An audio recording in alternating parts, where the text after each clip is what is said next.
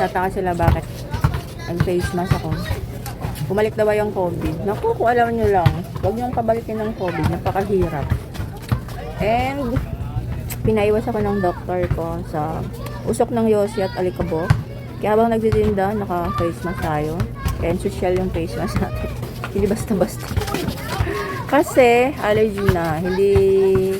Wala na akong plema. Gumaling na ako sa antibiotic, pero makati pa din lalamunan ko. So, allergy na siya. Kaso, hindi tayo makaalis kasi nga, andito yung hanap buhay natin. Diba? So, mag-face mask na lang. Tinanggal ko na yung lighter dito, kaya lang, dapat kami ng port sumausok talagang maalikabok.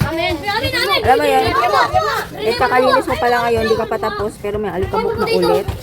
Ganoon naman tayo pag tindahan, tapos tabing daanan, diba? And kahit na hindi ako magpasindi, yung mga tumatambay sa labas, di mo naman sa labas-labas sa paalisin talaga. Eh, nagyoyosi sila eh. Alam mo yun, tipong tatambay sila, tapos yung usok nandyan lang. Grabe no? Grabe ang resistensya nila. Yung nalalanghap pa nila yun. Tapos samantalang tayo na hindi nag-yoyosi. Sakit na sakit sa ilong. Ba't ganon?